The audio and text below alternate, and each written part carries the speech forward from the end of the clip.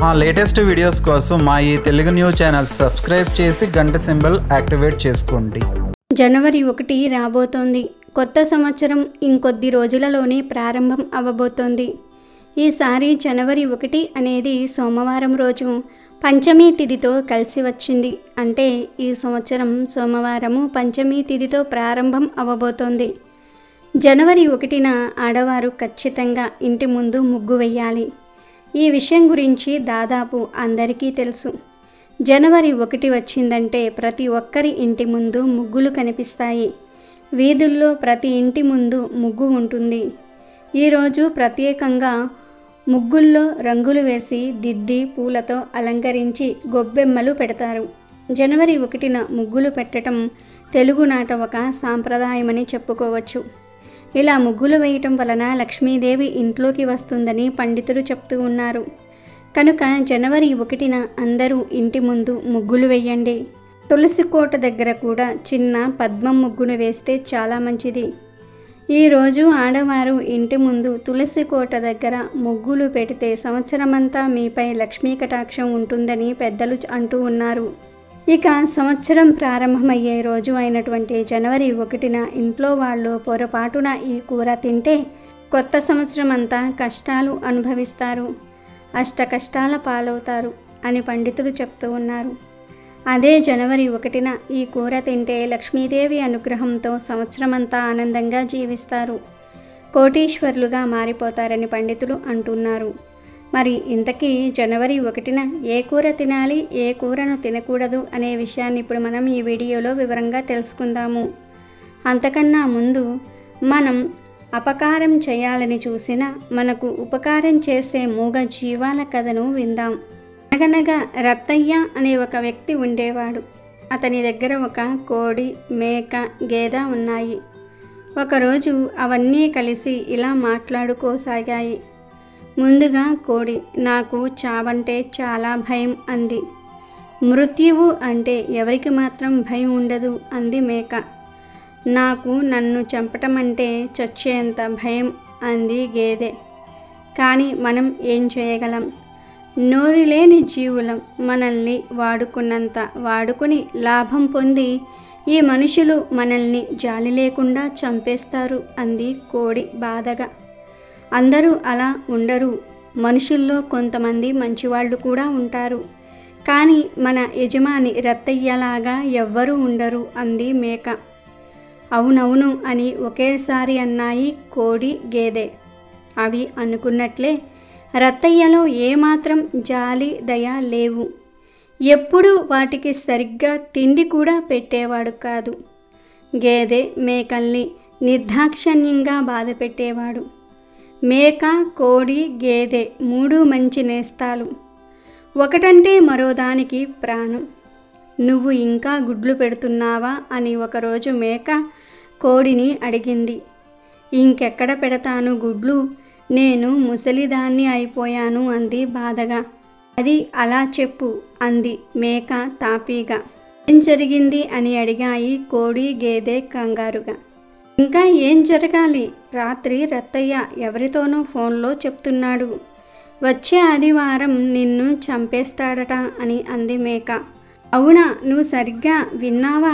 నన్నే చంపుతానన్నాడా లేక నిన్నా అని అడిగింది కోడి ఆందోళన చెందుతూ. చంపేస్తా అని చెప్పటం విన్నాను, కానీ నన్ను సరిగ్గా అర్థం కాలేదు అని మెల్లగా అంది మేక. దాంతో కాస్త ఊరట చెందింది కోడి. ఆదివారం వచ్చింది. రత్తయ్య ఇంటికి బంధువులు వచ్చారు.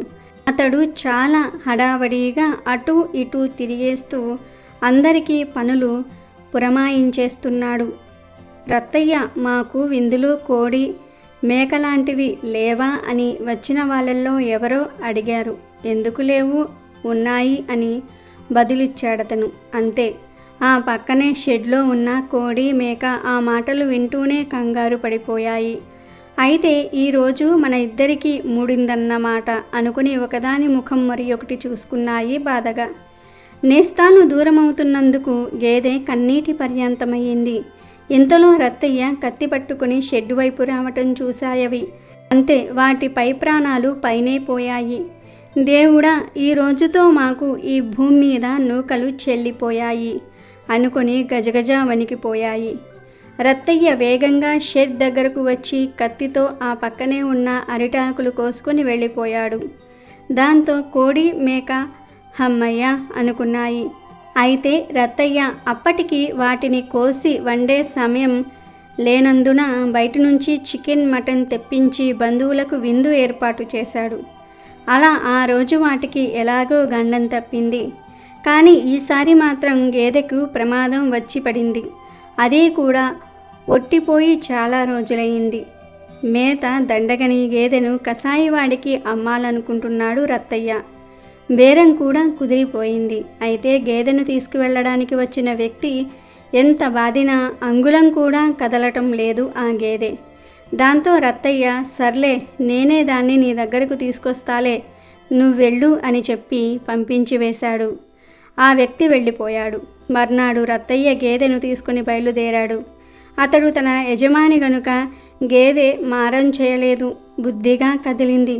తన నేస్తాలు శాశ్వతంగా దూరమవుతున్నారనే బాధ దానికి ఉన్నప్పటికీ అది చేసేదేం లేదు. దేవునిపై భారం వేసి కదిలింది. రత్తయ్య ఉంటున్న రామాపురానికి, కసాయివాడు ఉంటున్న కృష్ణాపురానికి మధ్యలో ఒక చిన్న ఏరు ప్రవహిస్తోంది. గేదెను తీసుకుని ఏరు మధ్య వరకు వెళ్ళాక ఒక్కసారిగా నీటి ఉద్రిక్తి పెరిగిపోయింది. ఊహించని పరిణామానికి విస్తుపోయాడు రత్తయ్య. ఏం చెయ్యాలో అతనికి తోచలేదు.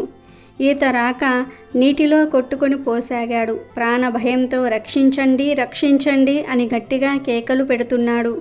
ఆ సమయంలో అక్కడ ఎవ్వరూ లేరు. మృత్యు భయంతో అతని గుండె దడదడా కొట్టుకుంటుంది. గేదె ఎలాగైనా తన యజమానిని రక్షించాలనుకుంది. నీటిలో ఈదుకుంటూ వెళ్ళి రత్తయ్య పక్కగా నిలిచింది. అతడు గేదెని పట్టుకుని దాని పైకెక్కాడు. అది ఈదుకుంటూ ఒడ్డుకు వచ్చి చేరింది. రత్తయ్య ప్రాణాల్ని కాపాడింది. గేదెను కసాయివాడికి అమ్మేసి వదిలించుకోవాలని చూసినా అది విశ్వాసంతో అతన్ని కాపాడింది. దాంతో రత్తయ్య కళ్ళు కృతజ్ఞతతో చెమర్చాయి. నిన్నెప్పటికీ విడువను అంటూ గేదెతో సహా తన ఇంటివైపు దారి తీశాడు అతడు.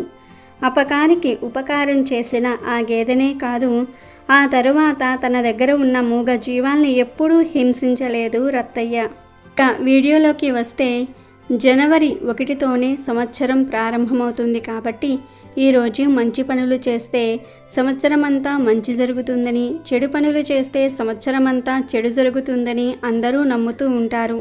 చాలామంది తెలియక చేసే పెద్ద తప్పు ఏమిటి అంటే, జనవరి 1న చికెన్ బిర్యానీలు, మటన్ బిర్యానీలు తింటూ ఉంటారు.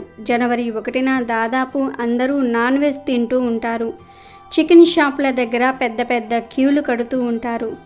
అస్సలు ఖాళీ ఉండదు. జనవరి 1 అనేది మన పండుగ కాదు కదా, కనుక ఈరోజు మాంసం తిన్నా తప్పేమీ లేదులే అనుకుంటున్నారు కొందరు. కానీ నిజానికి జనవరి 1న మాంసాహారం తినకూడదు. బిర్యానీలు అస్సలే తినకూడదు. చికెన్ కర్రీ, మటన్ కర్రీ ఇలాంటివేమీ ఈరోజు తినకూడదు. చాలామంది ఈ తప్పు చేస్తూ ఉంటారు. జనవరి 1న మీరు నాన్ వెజ్ తింటే సంవత్సరమంతా అష్టకష్టాలు పడతారు. సంవత్సరమంతా ఏదో ఒక బాధ మిమ్మల్ని వేధిస్తూనే ఉంటుంది. నాన్ వెజ్తో పాటు జనవరి 1న వంకాయను మరియు పొట్లకాయను కూడా తినకూడదు. జనవరి 1న పొరపాటున మాంసం కానీ, వంకాయ కానీ, పొట్లకాయ కానీ తింటే సంవత్సరమంతా మీరు కష్టాలు అనుభవిస్తారు. జన్మ జన్మల దరిద్రం పడుతుంది. ఏదో ఒక కష్టం మిమ్మల్ని అనునిత్యము బాధ పెడుతూనే ఉంటుంది. అలా కాకుండా జనవరి 1న పాలు పోసి వండే కూరలు అంటే సొరకాయ, పాలు కూర లాంటివి తింటే చాలా మంచిది. లక్ష్మీదేవి అనుగ్రహంతో సంవత్సరమంతా బాగా కలిసి వస్తుందని పండితులు చెప్తూ ఉన్నారు. కనుక జనవరి 1న ఏ కూరలు తినాలి, ఏ కూరలు తినకూడదు అనే విషయాన్ని తెలుసుకొని అందరూ జాగ్రత్త పడండి. లేదంటే సంవత్సరమంతా అష్టకష్టాలు అనుభవించాల్సి వస్తుంది. సంవత్సరమంతా కలిసి రావాలంటే జనవరి 1న 2 వస్తువులను కొని ఇంటికి తెచ్చుకోవాలని పెద్దలు చెప్తూ ఉన్నారు. మరి ఆ వస్తువుల్లో మొదటిది స్వీట్స్.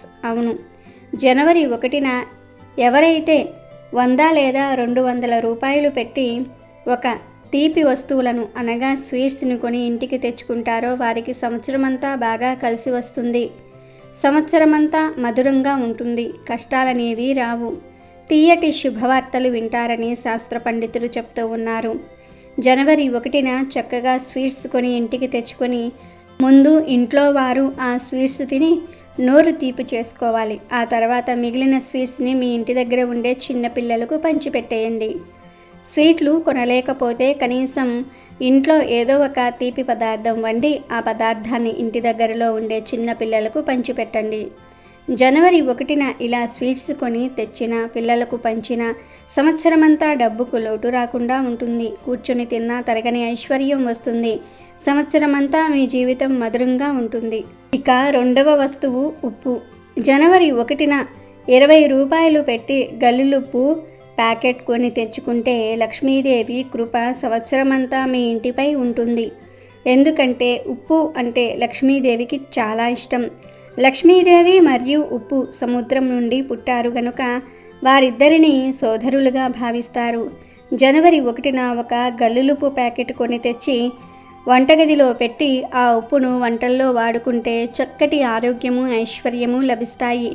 అంతేకాదు జనవరి 1న ఉప్పు ప్యాకెట్ను కొని ఇంటికి తెచ్చుకోవటం వలన లక్ష్మీ కటాక్షంతో సంవత్సరమంతా మీకు డబ్బుకు లోటు రాకుండా ఉంటుంది. కనుక జనవరి 1న అందరూ కూడా ఈ 2 వస్తువులను కొని ఇంటికి తెచ్చుకొని శుభ ఫలితాలను పొందండి. అమెజాన్లో బెస్ట్ డిస్కౌంట్స్ కోసం వీడియో డిస్క్రిప్షన్లో లింకు ఉంది, చూడండి. అలాగే మా టెలిగ్రామ్ ఛానల్ సబ్స్క్రైబ్ చేసుకోండి.